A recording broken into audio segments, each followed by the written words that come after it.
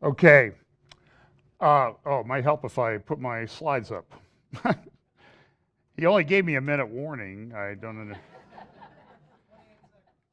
So, 28 seconds. Okay.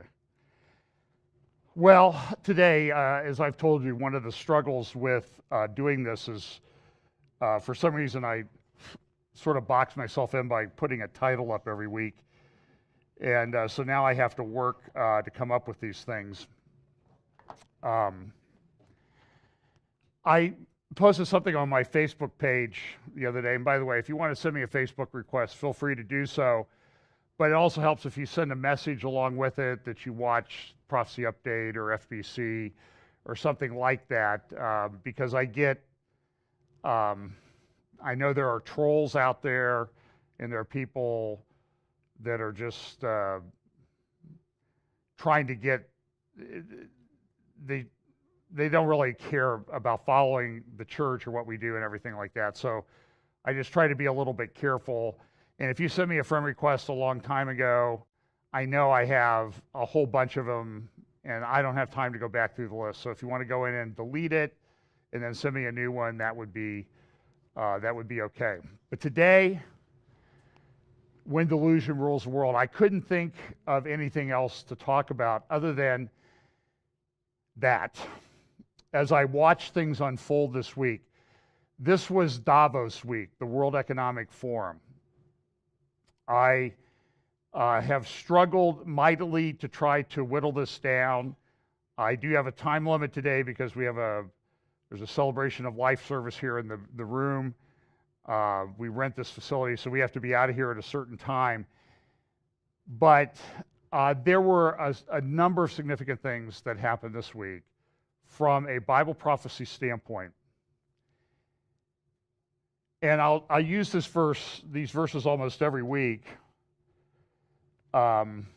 This know also, 2 Timothy chapter 3, this know also, that in the last days perilous times shall come, for men shall be lovers of themselves, of their own selves, covetous, boasters, proud, blasphemers, disobedient to parents, unthankful, unholy, without natural affection, truce breakers, false accusers, incontinent, fierce, despisers of those that are good, traitors, heady-minded, lovers of pleasure more than lovers of God, having a form of godliness, but denying the power thereof. From such turn away.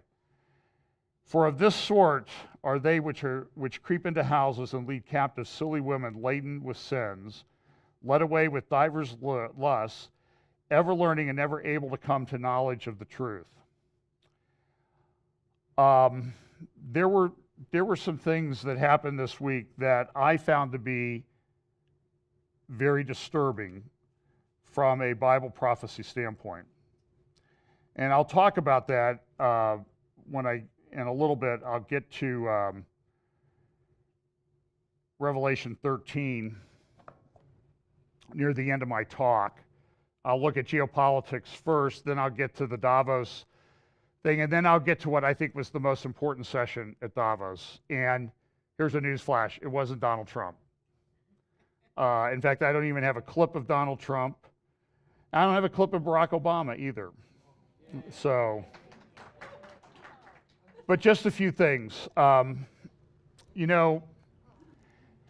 glad they got this guy. And there was a young lady who gave a very powerful 40-minute talk. You can find it on YouTube, and shared the gospel and her faith with it. And that's been seen by a lot of people now.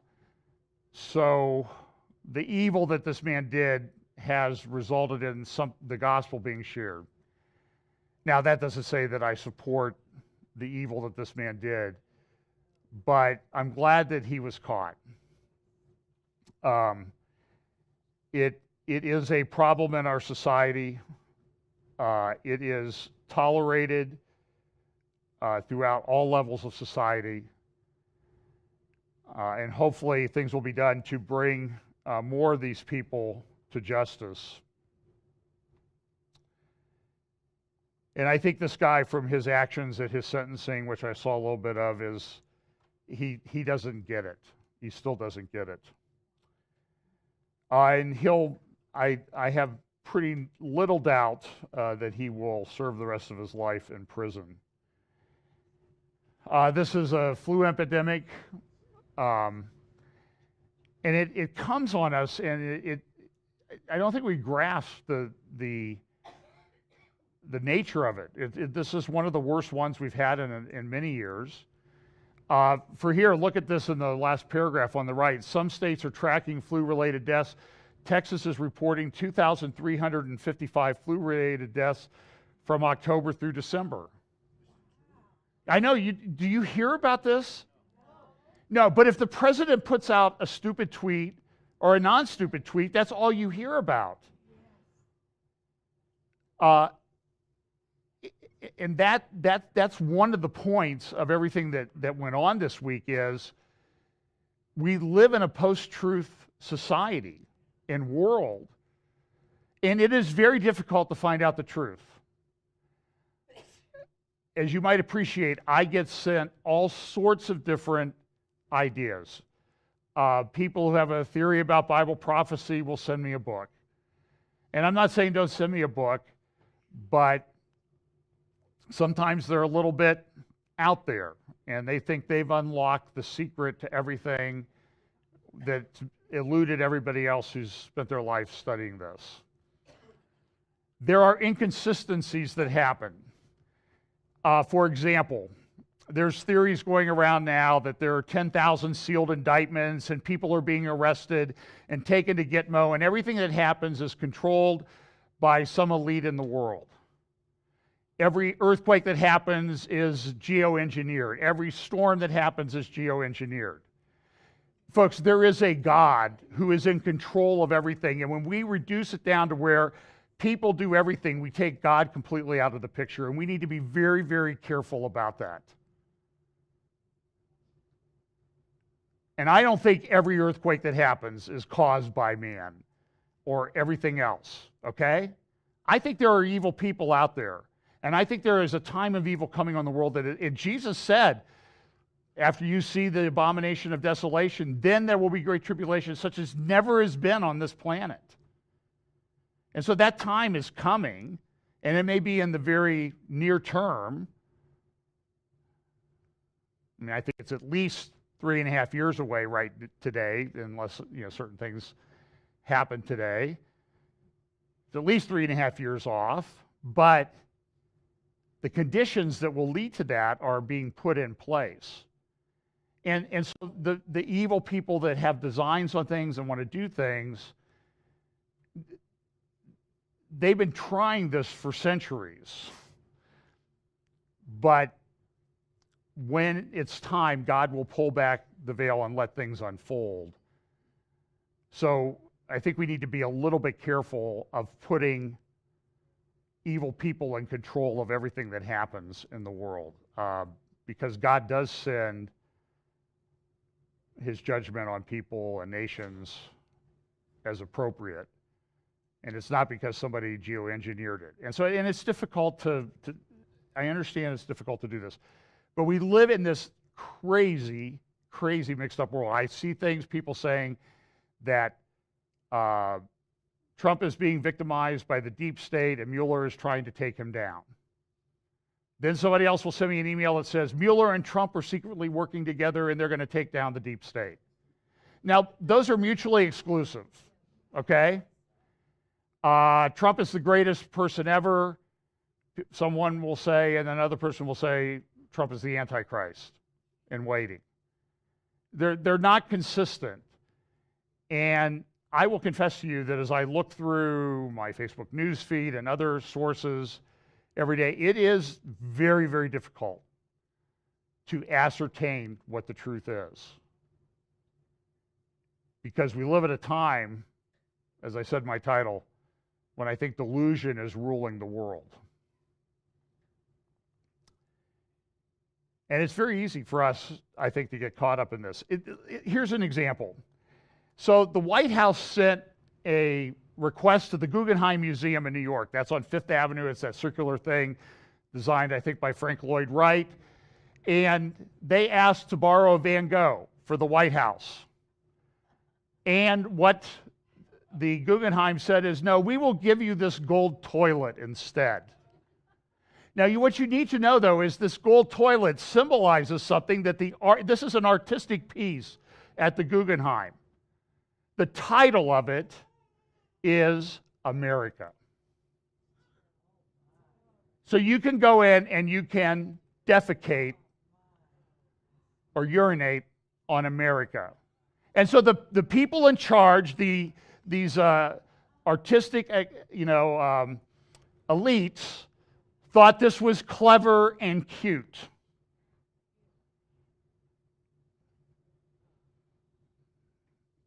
And they'll criticize us for what we believe.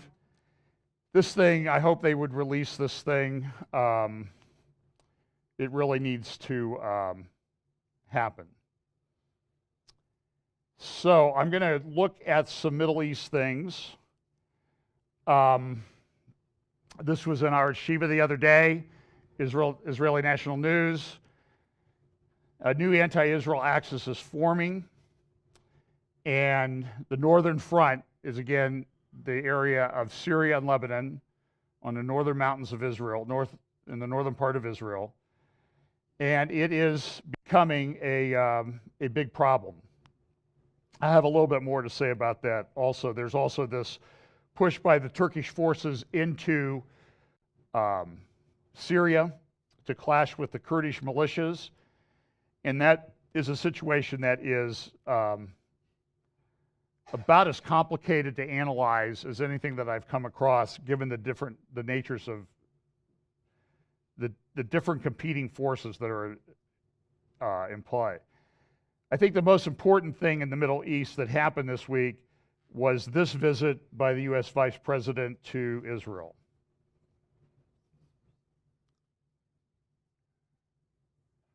There should be sound on this. Yad Vashem. To honor the 6 million Jewish... Let me back this up. Okay. This is our 4th trip to the Holy Land.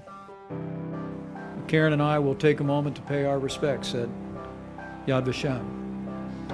To honor the 6 million Jewish martyrs of the Holocaust, we will marvel at the faith and resilience of your people, who just 3 years after walking beneath the shadow of death, rose up from the ashes to resurrect yourselves, to reclaim a Jewish future, and to rebuild the Jewish state.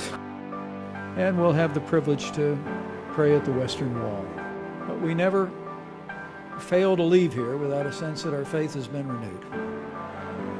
Our faith in God, but also our faith in the extraordinary people of Israel and in their commitment to freedom and security and peace. Well, he received, as you can appreciate, very unusual for someone that's not the head of state. He received a military guard honor greeting. He had a number of meetings with Prime Minister Netanyahu. There were a lot of interesting comments about his visit. One of the things, and you'll see this in a couple clips of the speech that I have, said that the U.S. will move its embassy from Tel Aviv to Jerusalem by the end of 2019. In Haaretz, the comment was he came to banish the daylight. That's a left-wing magazine or newspaper. So he came to banish the daylight. And I'll play a couple of your speech and ask you, do you think he came to banish the daylight? So as I said, the embassy to be moved to Jerusalem. There was responses there were responses to the speech. The Council of Europe chose this week to denounce Trump's Jerusalem recognition yet again. Trump has indicated, look, you guys don't want peace. And he said this at Davos. You don't want peace? Then no more aid. And he said essentially, Jerusalem is off the table. Mahmoud Abbas, who heads up the Palestinian Authority, has completely come unhinged. He ran off to Europe. The EU affirmed backing of a Palestinian capital in East Jerusalem. There was a leak by their chief negotiator, Arafat, to the Palestinian negotiator about the details of Trump's peace plan. There were supposedly 13 items. Let's see if I can go through these real quickly. According to the first item, recognizes Jerusalem as a capital and provides for transferring the U.S. embassy to it. According to the report, this means the end of the issue of Jerusalem, because no Israeli government will negotiate over Jerusalem after the U.S. administration recognizes it as its capital. Second item, stipulated to establish the Palestinian future capital in the outskirts of Jerusalem. Some media reports have speculated on Abu Dis, and supposedly this is what some of the Saudis had said to them at the time. Third item, U.S. administration will approve the annexation of major settlement blocks to Israel within 2 to 3 months tops. Fourth item, U.S. administration will announce a common security concept for the State of Israel and the State of Palestine as partners in peace. The concept includes 4 points: demilitarized Palestinian state with a strong police force, the creation of bilateral, regional, and international security cooperation with the participation of Jordan, Egypt, and Washington. The Israeli forces will maintain their presence along the Jordan River and the central mountains of the West Bank in order to protect the two states. Finally, Israel will continue to enjoy overriding security responsibility for emergency situations. The fifth item is that the Israeli forces will withdraw gradually outside areas A and B in the West Bank and some territories from Area C. Later, the Palestinian state will be announced within those borders. Sixth and seventh clauses stipulate the recognition of Israel as a national homeland for the Jewish people and a Palestinian state as a national homeland for the Palestinian people. The ninth item provides Israel shall allocate parts of the ports of Ashdod, Haifa, and Ben Gurion Airport for the Palestinian use, while Israel maintains security control. Item 10, creation of a safe passage between the West Bank and Gaza Strip under the sovereignty of Israel. Item 11, Palestinians will manage international crossings. However, Israel will maintain maximum security control over them. Article 12 states territorial waters, airspace, and electromagnetic waves shall be under Israeli control without prejudicing the needs of the Palestinian state. In fact, this week, the Palestinians, if you've been there, you know that cell phone reception within the area of Judea and Samaria is somewhat spotty. Palestinians received, I believe this week, 3G service in those areas for the first time. And then a just solution to the refugee issue within the Palestinian state. Now, Abbas has just, ever since Trump made his announcement in Jerusalem, my wife is telling me to slow down. If you go to YouTube, there's a little thing down in the lower right-hand corner you can click on to slow down. So, unfortunately, that won't work for you who are sitting here today, and I have a lot to cover. So anyway, Abbas has been really upset ever since Trump's announcement on December 6th about recognizing Jerusalem as Israel's capital. December 15th, he was at this meeting of the Palestinian Central Council in Ramallah, and he made some just crazy statements.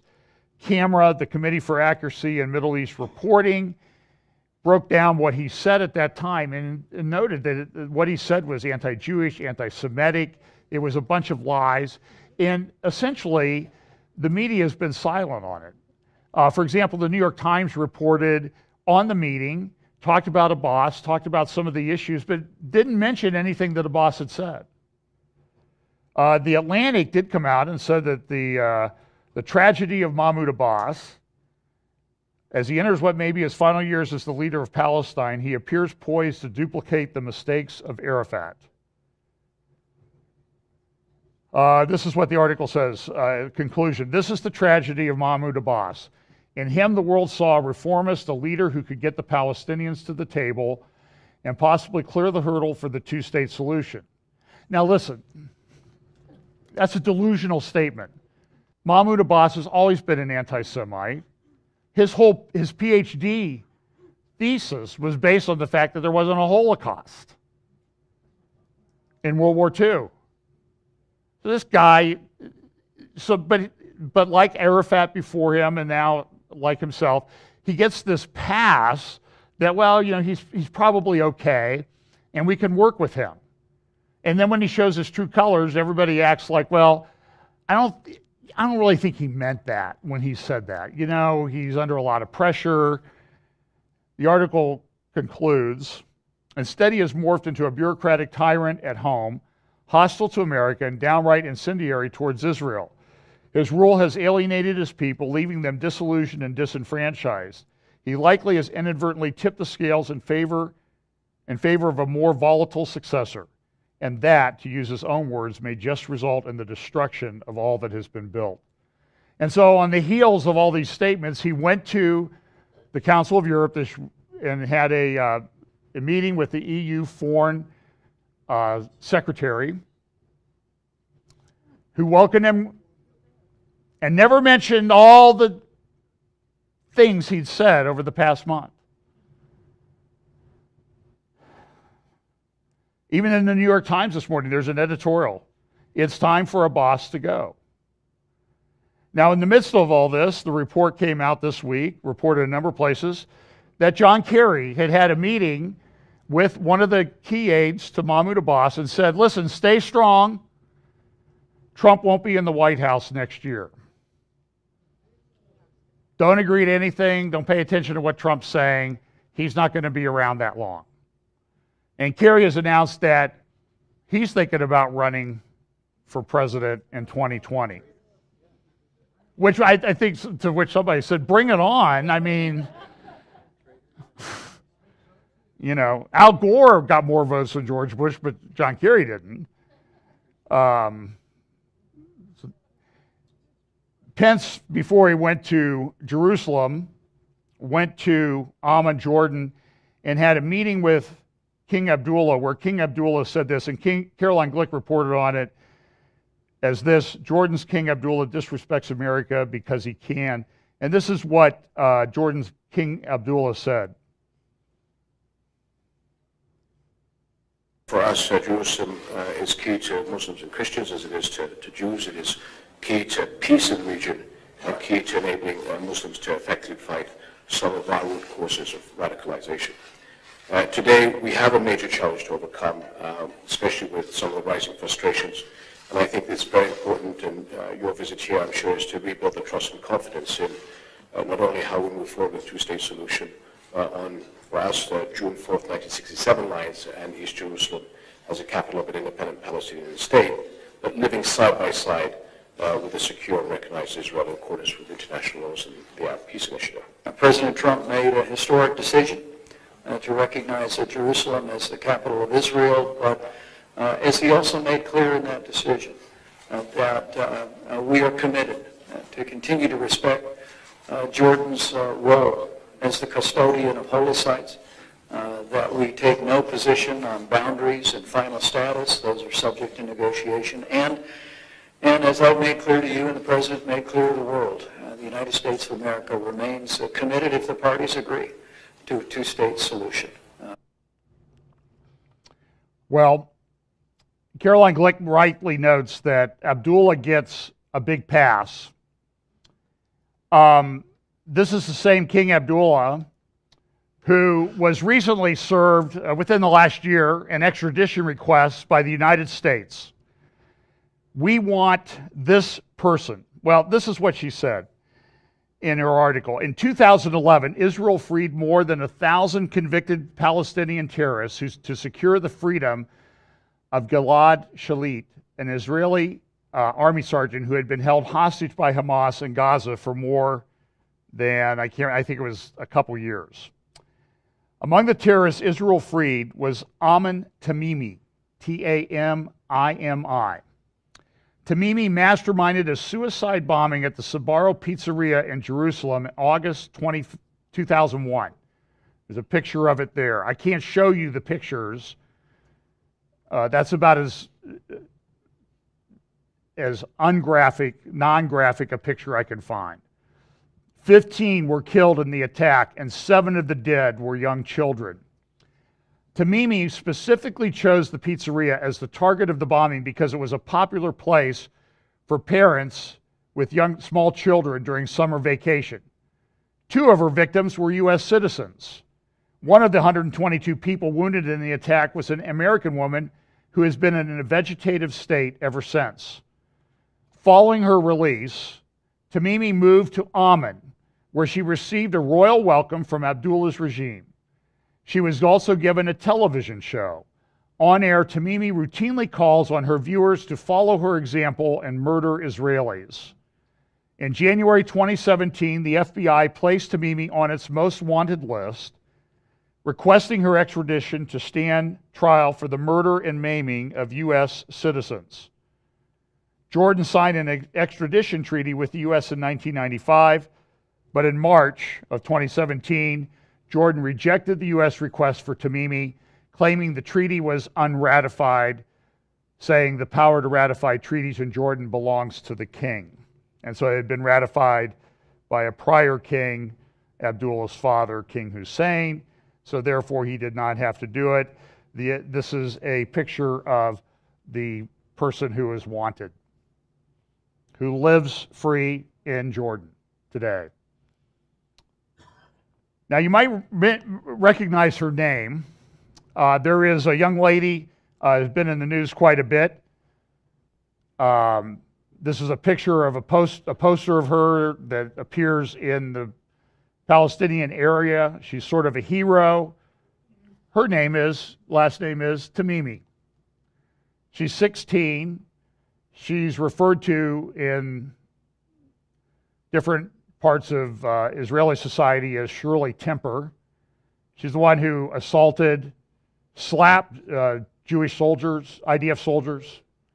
She is the niece of the terrorist. It is her aunt that masterminded the Sbarro pizza bombing in 2001. So Trump also, at the same time, he at Davos said we need to confront Iran. That was a theme of Netanyahu as well when he went to Davos. But Mike Pence went to the Knesset and became the first vice president to speak at the Knesset. I want to play a couple short clips of his speech, and you can easily find it online. It's in many number of places. This is what happened at the beginning of his speech.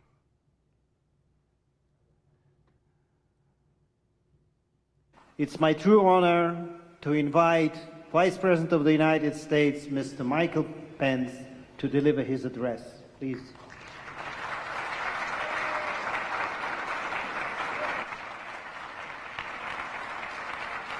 Now what you see is when he comes up there is the Palestinian Arab members of the Knesset are sitting.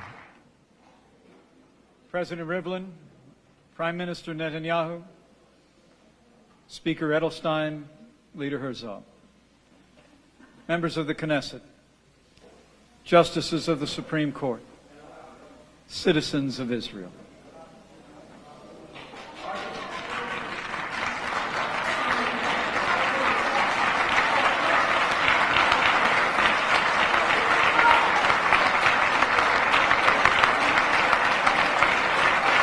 Well, they were ushered out.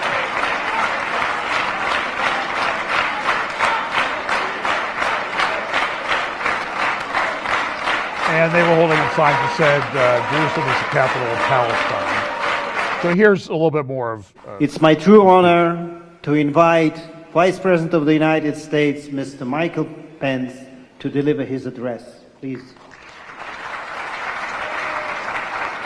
I think I have the same thing. Hang on. To have the great honor to address this Knesset, the first Vice President of the United States to be afforded that privilege. Here, in Jerusalem, the capital of the State of Israel. During his historic visit to Jerusalem, President Trump declared that the bond between us, in his words, is woven together in the hearts of our people. And the people of the United States have always held a special affection and admiration for the people of the book.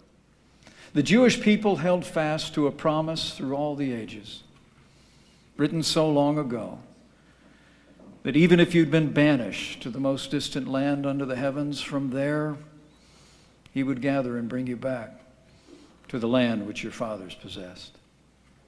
Through a 2,000-year exile, the longest of any people anywhere, through conquests and expulsions, inquisitions and pogroms, the Jewish people held on to this promise. And they held on to it through the longest and darkest of nights. A night Elie Wiesel proclaimed 7 times sealed. A night that transformed the small faces of children into smoke under a silent sky. A night that consumed the faith of so many, that challenges the faith of so many still.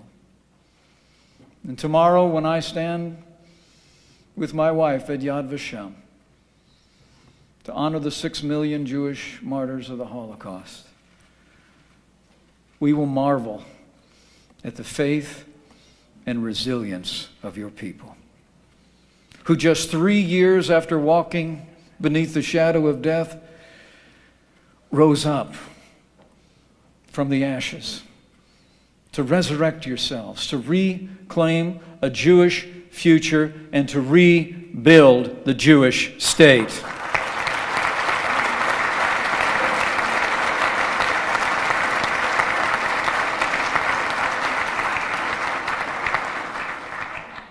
And this April, we will mark the day when the Jewish people answered that ancient question: can a country be born in a day? Can a nation be born in a moment? As the state of Israel celebrates the 70th anniversary of its birth. So, do you want to see another clip about Jerusalem? Or do you want me just to go on? I'll go on. You can look it up. Just let me summarize, because it's about 4 minutes long, and I see I'm running short on time already. Essentially, he said, listen, Jerusalem has been here for 3,000 years since David. It's where Abraham offered Isaac. It's where David established his kingdom. It's where the temple was built. And so, recognition of that history, President Trump said Jerusalem is the capital of the state of Israel. And next year, within the year, we'll be moving, by the end of 2019, we'll be moving our embassy to the city of Jerusalem. Well, he was mocked in different places. The left in Israel hated this. He's just a Christian Zionist, heavenly prophecies, earthly compromises. Hanan Arari, who is on the Palestinian Central Council, who claims to be a I think they call her a non-practicing Anglican, whatever that means. She had this to say about Pence's speech. Pence has an agenda that is extremist, fundamentalist, literalist, Christian absolutist ideology, which goes against all the beliefs and commitments of the Arab and Palestinian Christians in particular, and they feel that they have been betrayed by somebody who is dealing them a tremendous injustice using religion as a justification. So, she'll be very happy at the Christ at the Checkpoint conference that's coming up in a few months. We'll have a little bit more about that. I think, actually, by the way, Brian Schrager from Jerusalem Journal is going to be here, I think, in February, if we can work it out. So we'll do some things with him, and we'll talk a little bit about this and some other things that are going on there. And, by the way, that lady, do you know who her boyfriend was when she was in college? Peter Jennings. Okay? So they were an item for a while, and when he was a correspondent in the Middle East. So Caroline Glick has a great article in the Jerusalem Post on Friday. Her column 1, Pence and Pugh, President Future. And she goes on and she says this. It's an extraordinary article. I'll just make reference to a little bit of what she says. Vice President Mike Pence gave an epic speech at the Knesset this week. His was the most powerful embrace of Zionism and the Jewish people any foreign leader has ever presented. Pence's fluency in Jewish history and his comprehension of the centrality of both the Bible and the land of Israel and the vast flow of that history in far-flung exile communities across time and space was spellbinding. He touched the hearts of his audience, causing knots in the throats of most of the people sitting in the Knesset on Monday afternoons. Pence's speech was rendered against the poignant, and the friendship he bore became tinged with urgency with the publication the very next day of the latest Pew Center survey on American views of Israel. And here is this survey. See my slides a little bit. So the Pew Center said, okay, what's happening with views of Israel? They did a survey of Americans. And what they found out is that with the change in administration, Republican, conservative, religious views in terms of favorability of Israel are up. Democrats are down. Look at some of these. Partisan divide in Middle East sympathies now wider than at any point in the past 4 decades. So you see here, in the dispute between Israel and the Palestinians, who do you sympathize with more? Israel or Palestinians? And on the right, you see that by party. Republicans, 79% Israel. Democrats, 27%. Here's some other charts. Democrats about as likely to sympathize with the Palestinians as with Israel. You see the Republicans on the top. You see the Democrats on the bottom. 27% favor Israel, 25% favor the Palestinians.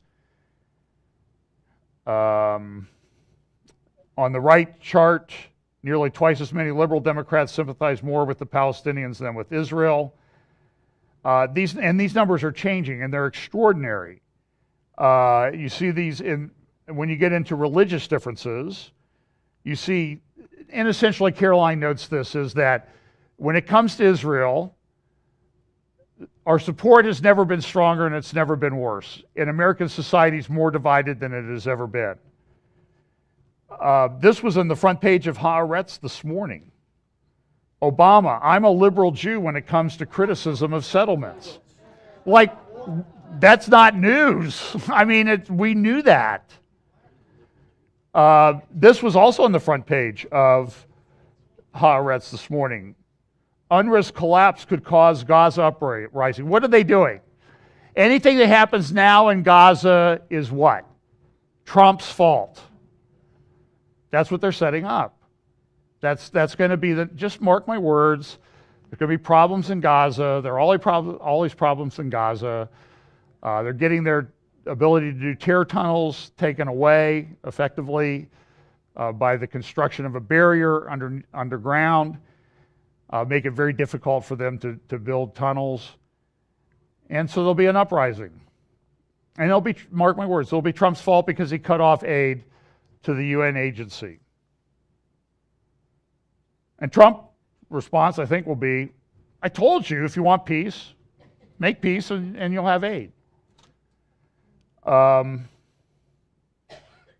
This also on the front page of Haaretz. Why there's no chance Europe will solve the Israeli-Palestinian conflict. It says this, the EU is incapable of ending Israel's occupation and creating a Palestinian state. It doesn't look good for Mahmoud Abbas. Here's what Caroline says in her article. Israel will never have a better opportunity than it has today to convince an American administration to abandon the anti-Israel narrative at the foundation of the two-state formula. That narrative, which asserts that there is no peace because there is no Palestinian state, places the blame for the absence of peace between the Palestinians and Israel on Israel alone. Today, there is an administration that is open to hearing an alternative narrative that portrays Israel properly as the good guy and the Palestinians as the hopelessly intransigent foe that they have always been. She goes on. No, Israel's efforts to explain itself will not crack through the closed intellectual circle of identity politics and partisanship. But that is why Israel needs to act now, so that the new policy is explained and implemented along the same timetable as the U.S. Embassy moves to Jerusalem. What is she saying? The people on the other side you cannot reason with. They are deluded. By the time the 2020 election campaign begins, Israel should have already determined and implemented its new policy. As Pence demonstrated so eloquently at the Knesset this week, Israel has a friend, the likes of which it has never seen in the White House today. And if President Trump is not president in January 2021, Israel will face an administration that will make us miss Obama. That's interesting stuff.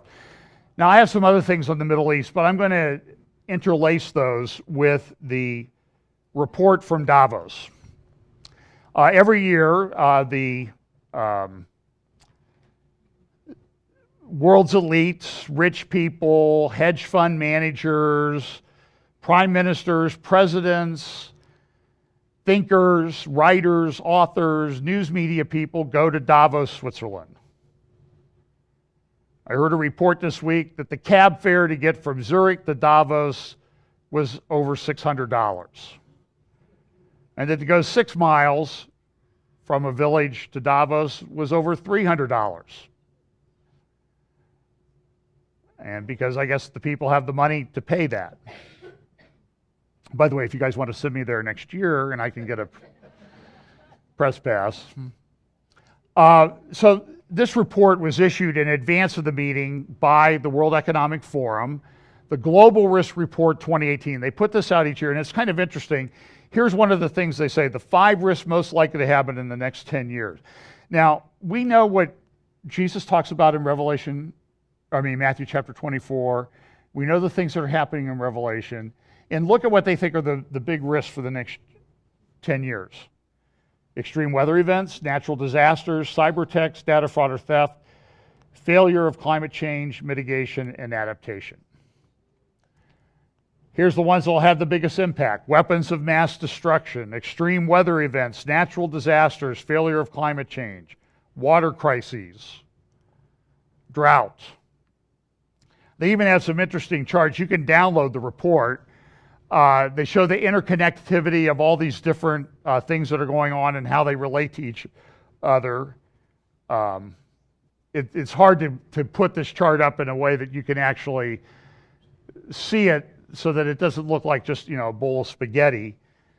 Here's a little clearer chart. These are what were the most important things that were over the last 5 years.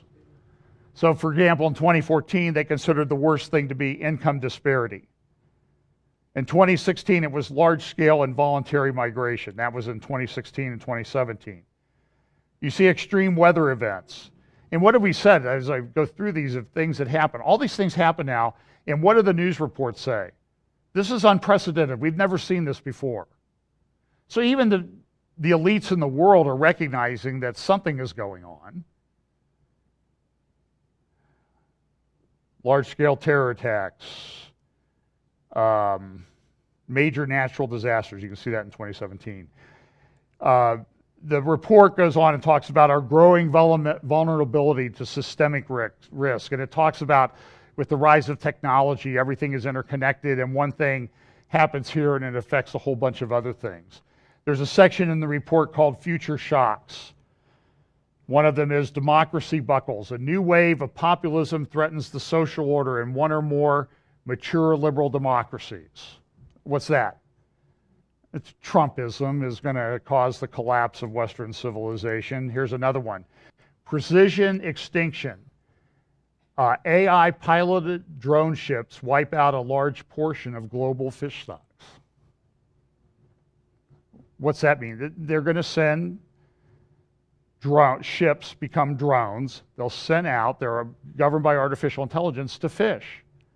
And they're just going to wipe out whole populations of fish because they won't have any humans worrying about it involved. It'll be controlled by an algorithm.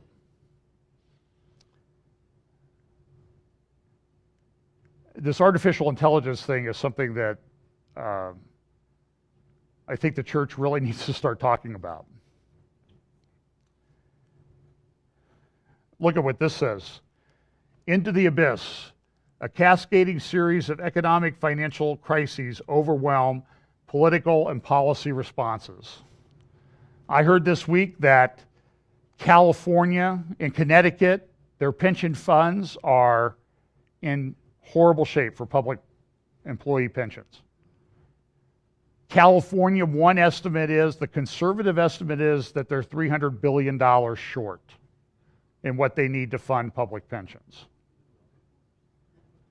Connecticut has sent out an SOS. They want, well, yeah, they're state employees, but we want the cities to pay for it.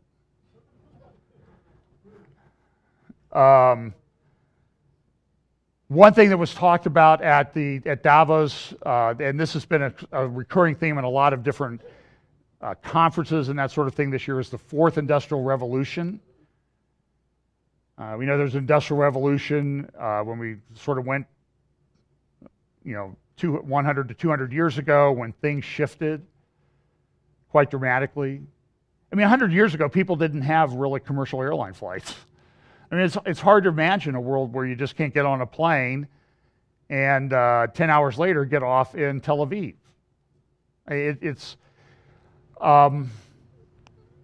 It's changed, and so they have a lot of charts there.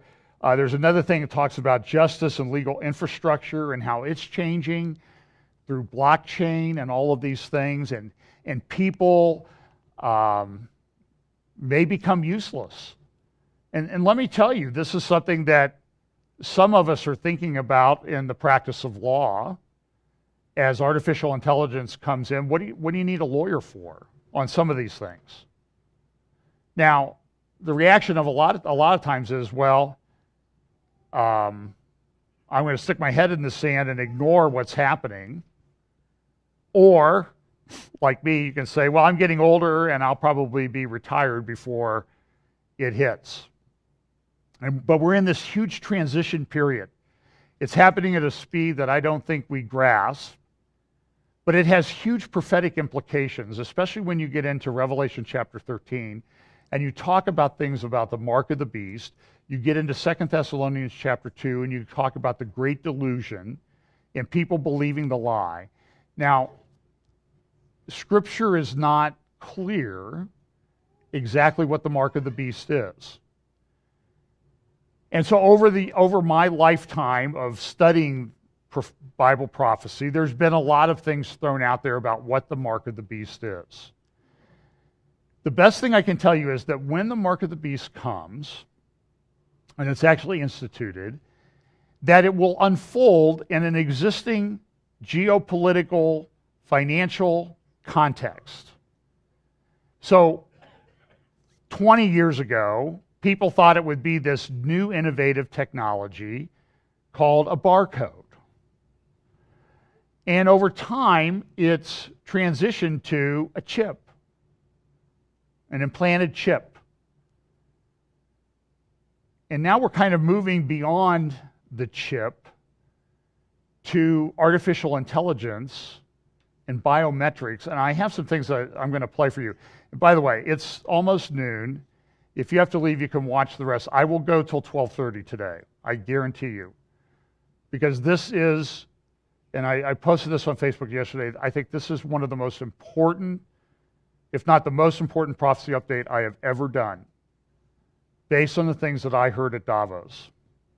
Now, it was interesting. I got on Davos and started looking on, there's a YouTube channel, or you can go to the World Economic Forum, and they have all the videos there. And there are dozens of these things. And I could talk about almost all of them because they all talk about technology, artificial intelligence, geopolitics, what the future map looks like, what this looks like in the future. And it's funny because we talk about the future here every week, right? And so the world's, and people mock us for doing that. Even Christians mock us for doing that. But the world elite gets together, and what do they talk about? The future. Why? Because everybody wants to know what's going to happen in the future. You want to know and understand what's coming and how to deal with it. Fortunately, we have the Bible that's given us a lot of markers that we can look at and be aware of and be careful of. But this week, the world elites got together and they talked about it. And that's why I came up with the title, When Delusion Rules the World. Because I don't think they understand the theological implications of what they're talking about. Now, it's interesting. I got on this thing and I did in Technology We Trust. And I never look at these things, but I haven't looked. I was viewer 666. Now, I suppose I could make a video about that, but I'm not going to. But I can't remember who this person is, talking about trusting technology. Listen to what she says. Yeah, so it was the Kalamazoo killings. And the reason why I tell the story isn't actually to bash Uber, it's to highlight something really... Okay, she wrote a book about technology and trusting too much in technology. And remember, there were the killings in Kalamazoo. I think there were 6 people killed by an Uber driver. And she's talking about, well, I think she explains it. This is a very brief clip. Really interesting that technology is doing to trust is that in many instances it accelerates trust. We're living in this age of kind of trust on speed. So every time we swipe right on Tinder or we accept the driver, in many ways convenience is trumping trust. And she's right. I mean, we all do it. And we put, I mean, look, you get on a plane, you assume the pilot's not drunk, right? And you have trust in that. I mean, and it's the way society is built. But there are glitches along the way, and sometimes people put a little too much trust in it. Of course, one of the people that showed up at the forum this week was Emmanuel Macron, who urged to fight back against national populism and said this. My first message is that France is back. France is back at the core of Europe.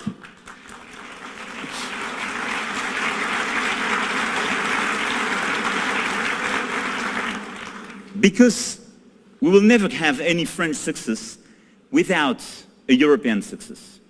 And for me, all these initiatives and this reform have an actual counterpart which is the European strategy. And I see a lot of European leaders and my very good friends, and all together we work very hard to have this common strategy.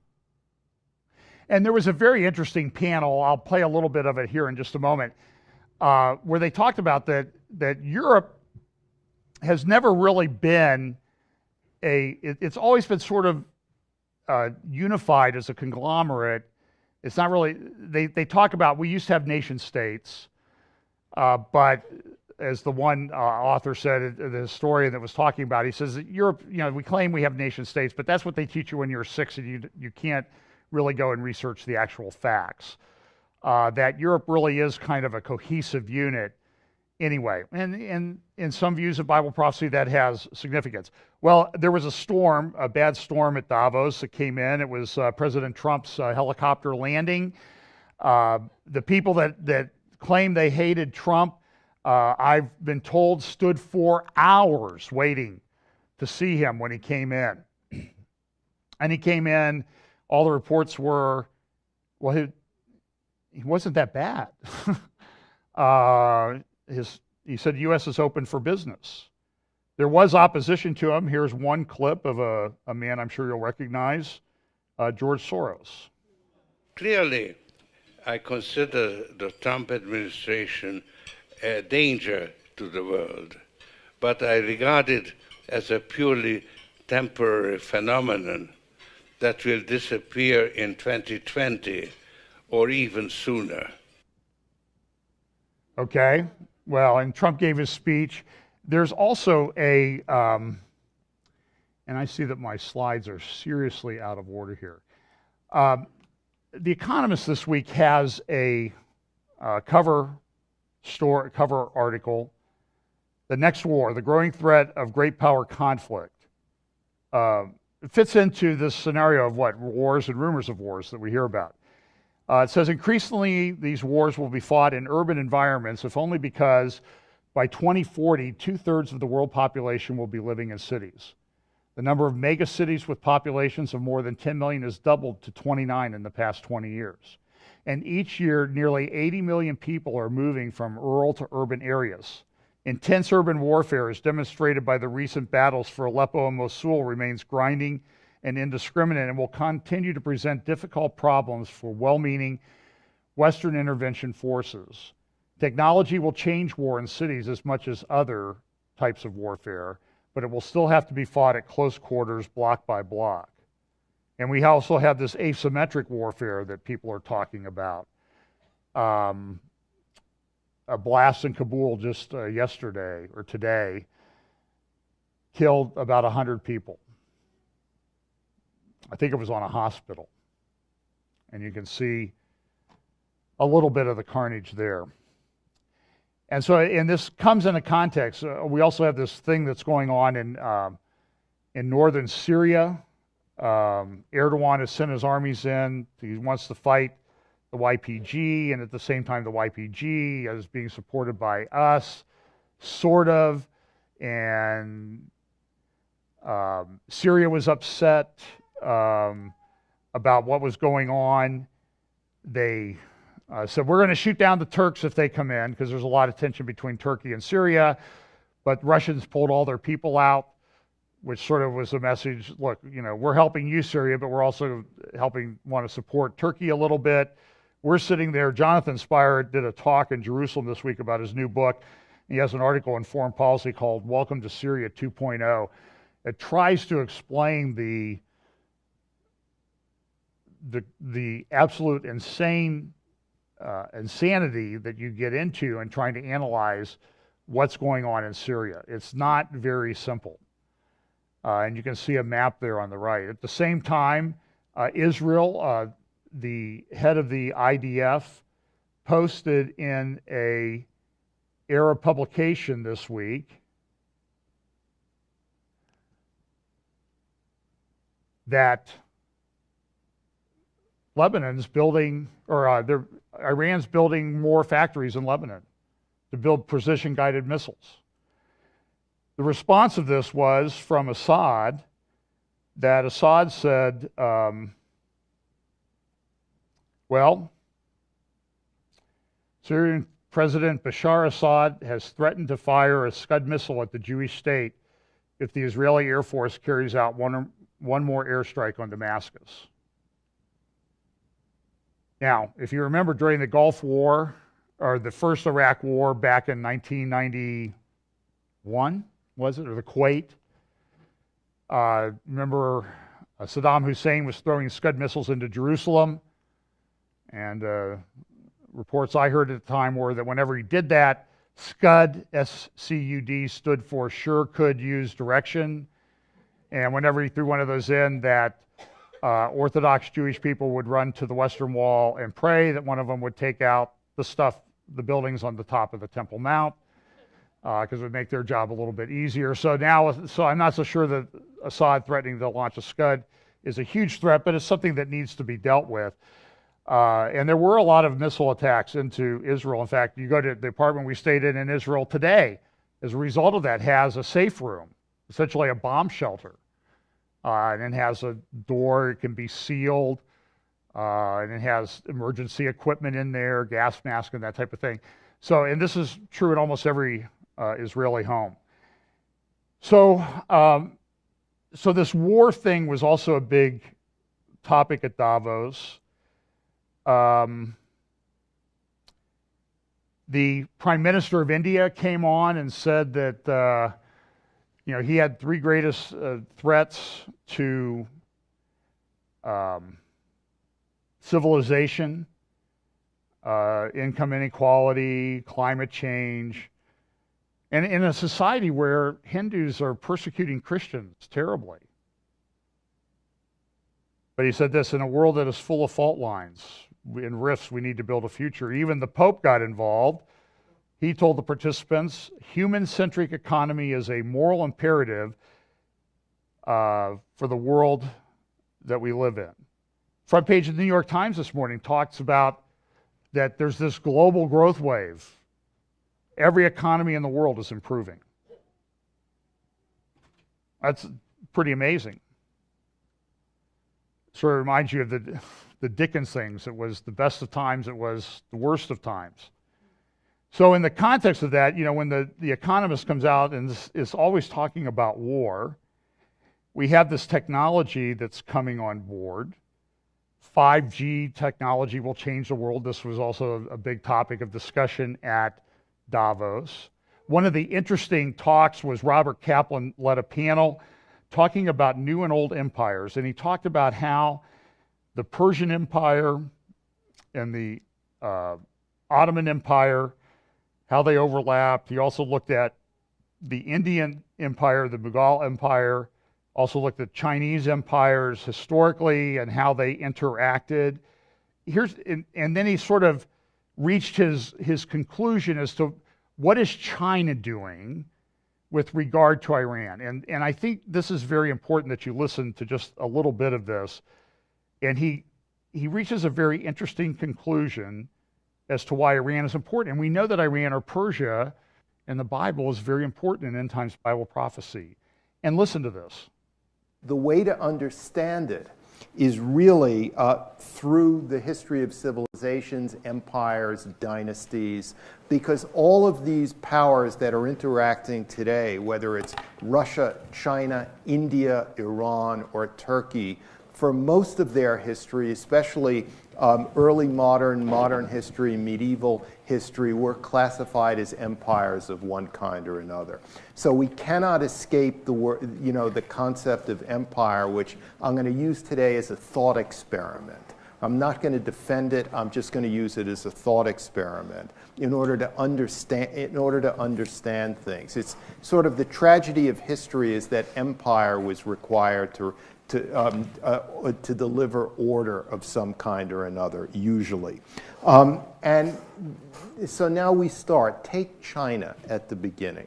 Everyone is talking about the Belt and Road Initiative, or One Belt, One Road. What does it mean? Well, if you layer the trade routes of the Tang Dynasty, the Tang Empire, in the early medieval period, especially the 9th century, on top of the Yuan Dynasty, medieval period, time of Marco Polo, 13th, early 14th century, and you layer them together and look at Marco Polo's path as a geographical framing device for this whole discussion, you will wind up with Belt and Road, with the Belt and Road Initiative.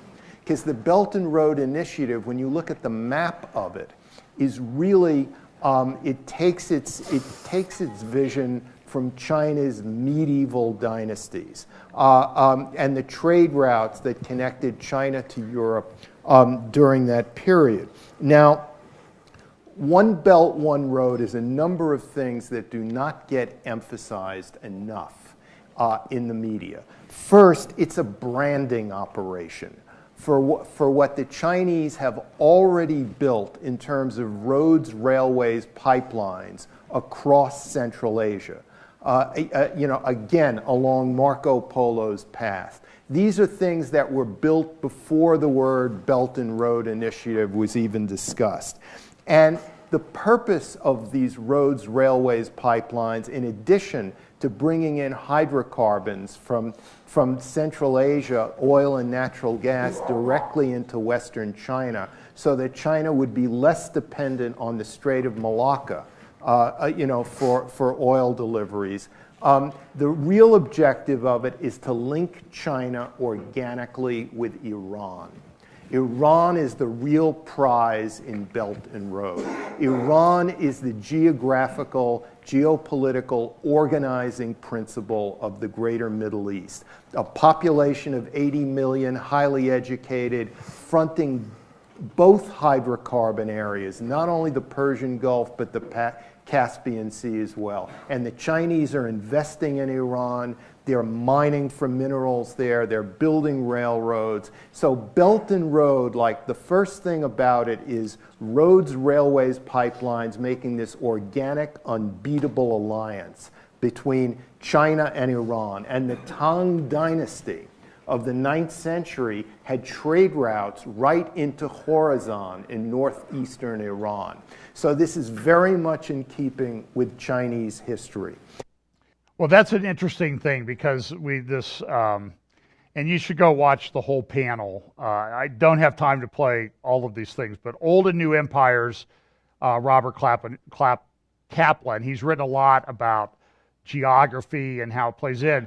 And the geography is very important in Bible prophecy. So you kind of, to understand the world, you need to understand geography and understand Bible prophecy and the way some of these things will play out is that they all take place in a geopolitical, a geographic, and political context. And I think we see these things being organized in a very significant fashion relative to Bible prophecy. One of the things that's talked about in Bible prophecy is the kings of the East. And this is something that I mentioned a while ago. This is an article from The Economist back in April of 2015. And it talked about the problem in China and India.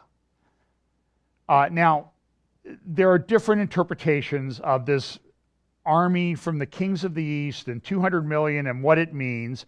If we take that literally, I'm just going to suggest to you that things are falling into place for that. If there are actually kings from the East who come across the dried up Euphrates River to invade the Middle East, they need a mighty army. That's 200 million people. That's what Scripture says. Now, some people spiritualize that, and I don't want to get into that. I'm just saying if we look at this literally, talked about in Revelation, and The Economist did this article a couple years ago, and I bring this up again because it's important because it's part of the convergence of events. We have geopolitics, we have economic, we have cultural, and we also have demographic that sort of puts a very narrow window on this. And I think you'll see this even more when I play this thing about this talk on the future at Davos in just a moment. And so what we find is that because of sex selection and that type of thing in both India and China, that they're on the verge, those two cultures combined, of having a population, male population, that will have no prospect for a wife, that numbers around 200 million. So do with that what you want.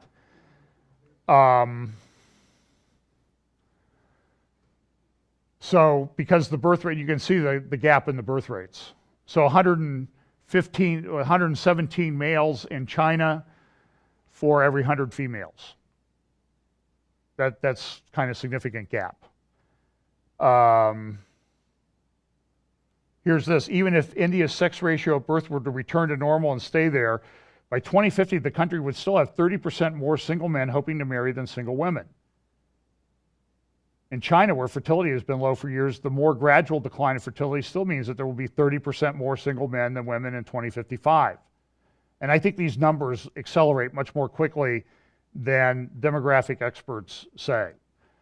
So, and this article in The Economist goes on to explain this. They referred to it in another article back in March of 2010 as gendercide, and in 2011 they called it the flight from marriage. But I think the most important thing at Davos this week was a talk given by a professor named Harari. He's a professor at Hebrew University in Jerusalem. He's a historian,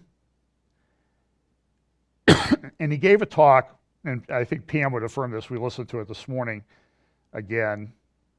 His talk was this, and I want you to pay attention to the imagery on his slides as he gives this talk.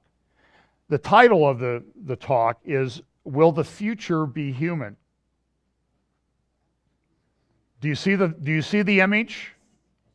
Do you see what they're trying to tie together here? It cannot be more clear. Here's a better picture of it. He gets to a part in his talk where this is the image on the screen as he talks about who controls data. Who controls the data controls humanity. Because they're talking about how data is collected. Look at some of these images. Well, here's a few clips from his talk. Within a century or two, Earth will be dominated by entities that are more different from us than we are different from Neanderthals or from chimpanzees. Because in the coming generations, we will learn how to engineer bodies and brains and minds. These will be the main products of the economy, of the 21st century economy. Not textiles and vehicles and weapons, but bodies and brains and minds. Now, how exactly will the future masters of the planet look like? This will be decided by the people who own the data. Those who control the data control the future not just of humanity, but the future of life itself. Because today, data is the most important asset in the world. In ancient times, land was the most important asset. And if too much land became concentrated in too few hands, humanity split into aristocrats and commoners. Then in the modern age, in the last 2 centuries, machinery replaced land as the most important asset. And if too many of the machines became concentrated in too few hands, humanity split into classes, into capitalists and proletariats. Now data is replacing machinery as the most important asset. And if too much of the data becomes concentrated in too few hands, humanity will split not into classes. It will split into species, into different species. Now, why is data so important? It's important because we've reached the point when we can hack not just computers, we can hack human beings and other organisms. There is a lot of talk these days about hacking computers and email accounts and bank accounts and mobile phones, but actually we are gaining the ability to hack human beings. Now, what do you need in order to hack a human being? You need 2 things. You need a lot of computing power, and you need a lot of data, especially biometric data. Not data about what I buy or where I go, but data about what is... By the way, if somebody's watching this and you can tell me what these symbols mean, because I don't know, okay? I'm totally ignorant. But I'm sure he used them for something. And in another part of his talk, by the way, he said that the nation on the forefront of data collection is China. And the questions were asked, well, are they going to do, I mean, they're going to be nice about it, right? They're not going to use it for anything bad. And he's like, I don't know. You know, I don't think people understand what's going on. And I think his expertise is in medieval history, and he looked at, there were serfs, right, in medieval times that didn't have very good lives. He'll get to that in just a minute. It's happening inside my body and inside my brain. Until today, nobody had the necessary computing power and the necessary data to hack humanity. Even if the Soviet KGB or the Spanish Inquisition followed you around everywhere, 24 hours a day, watching everything you do, listening to everything you say, still, they didn't have the computing power and the biological knowledge necessary to make sense of what was happening inside your body and brain and to understand how you feel and what you think and what you want. But this is now changing because of two simultaneous revolutions. On the one hand, advances in computer science, and especially the rise of machine learning and AI, are giving us the necessary computing power. And at the same time, advances in biology, and especially in brain science, are giving us the necessary understanding, biological understanding. You can really summarize 150 years of biological research since Charles Darwin in 3 words. Organisms are algorithms. This is the big insight of the modern life sciences, that organisms, whether viruses or bananas or humans, they are really just biochemical algorithms. And we are learning how to decipher these algorithms. Now, when the two revolutions merge, when the infotech revolution merges with the biotech revolution, what you get is the ability to hack human beings. And it's interesting. He's an evolutionist. He's, I think, an atheist. He says he's gay, and so he, and he'll talk about billions of years of evolution and everything. But the interesting thing about, and then he'll talk about intelligent design from a human standpoint. You'll hear that in just a moment. But he would deny that there's a God that had anything to do with it, even though everything he says is digital and algorithms. This is what I mean when he's very, very intelligent, but he's operating under a delusion. Do you understand what I'm saying? I mean, my heart breaks for him to have all that knowledge, but then you need to understand, where we are on this arc of Bible prophecy with the convergence of everything, and then put this on top of it. And this is, if you didn't know the Lord, this is frightening. I mean, it's frightening enough as it is. Okay, that's my personal opinion. I watched this and I was just like,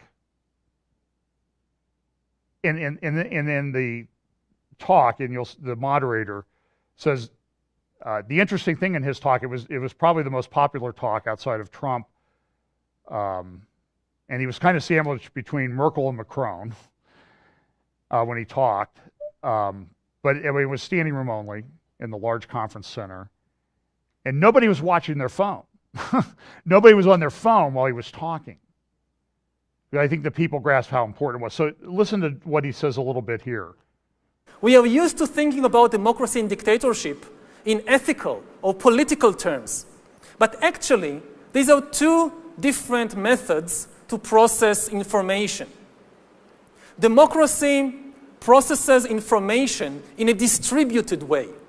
It distributes the information and the power to make decisions between many institutions and individuals.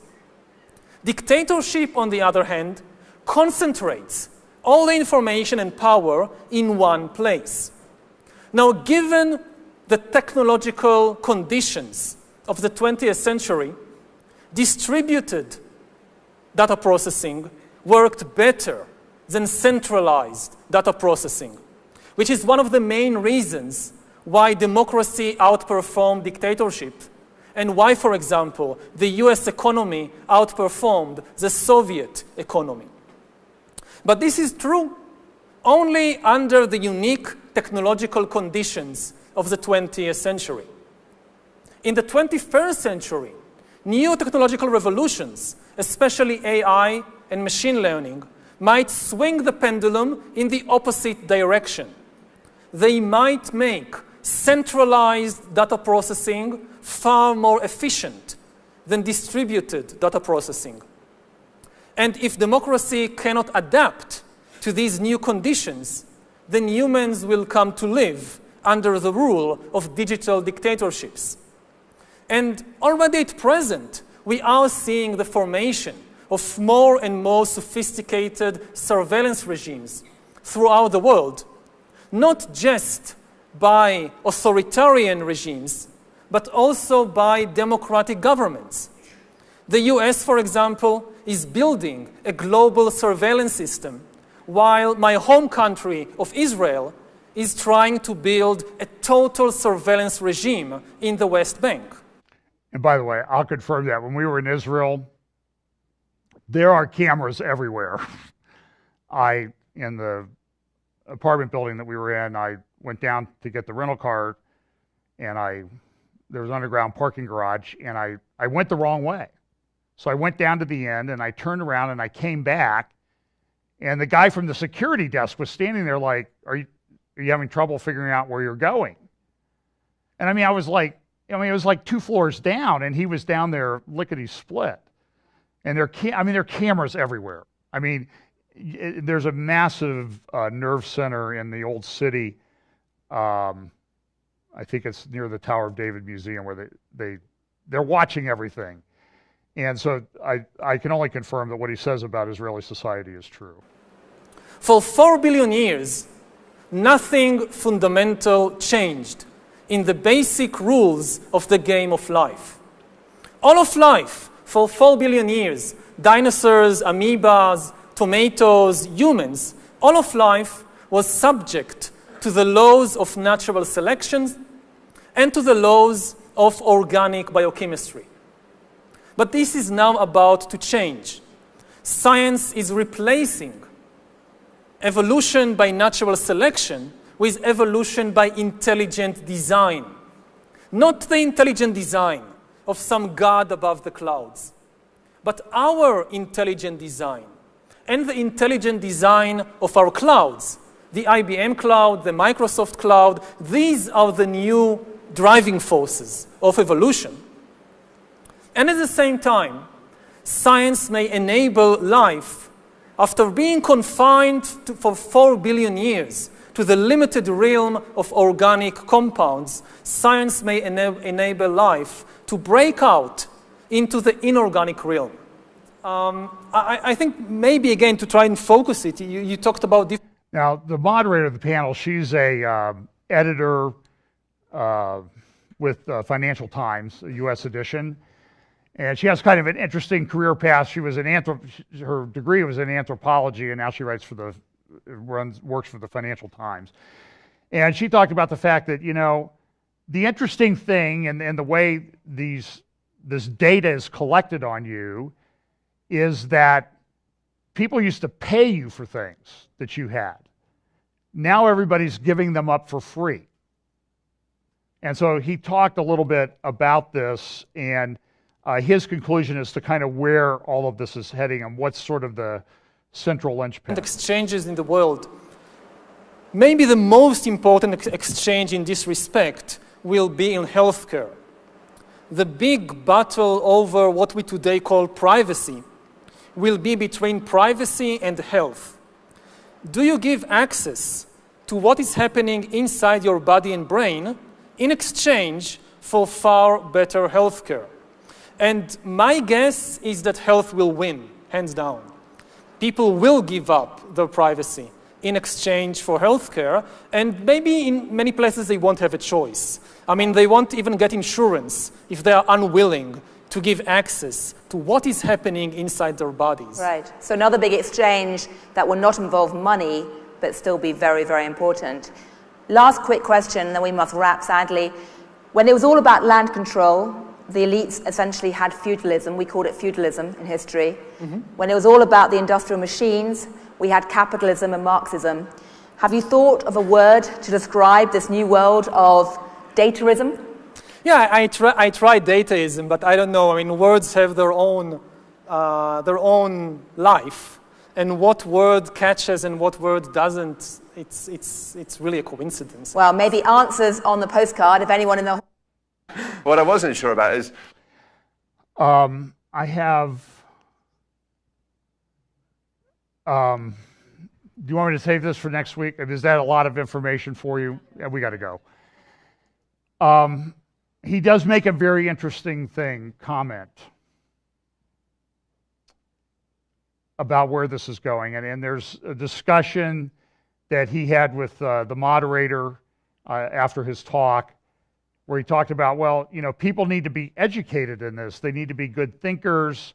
They need to, Pam, do you remember the term that he used about how they had to be willing to accept challenges and that type of thing? It was saying something along it. And Pam's reaction was, well, but they're all snowflakes, and how are they going to deal with this? Emotional intelligence, I think, is what he used. And the stuff that we've seen, the meltdowns that people have about this and that, it's stunning. And essentially he said this in one clip. I'll play this next week, but I just want to leave you with this. We used to have the feudal system, and serfs had a miserable life. But they could still contribute a little bit. But we're on the cusp of a place where if you can't contribute, there won't be any need for you. And the prophetic implications of this are just absolutely stunning. And I appreciate his candor, his thinking through the issues. I don't agree with his overall theological perspective. But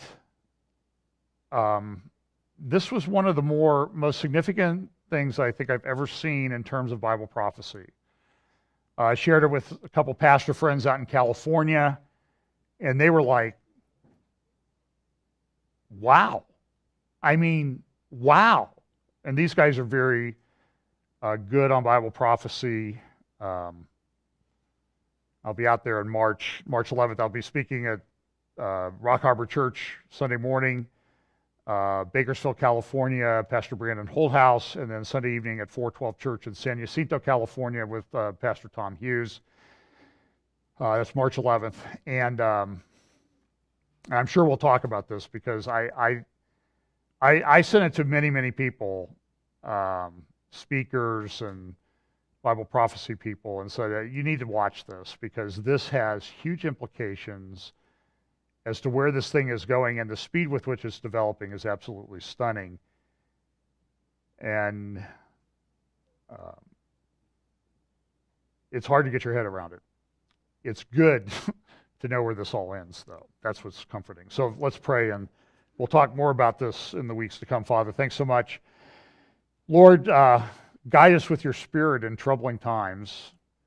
Give us comfort, guidance of your Holy Spirit. Keep us in your word. And know that this will all work out to your glory and yours alone. Bless us this week. In Jesus' name, amen.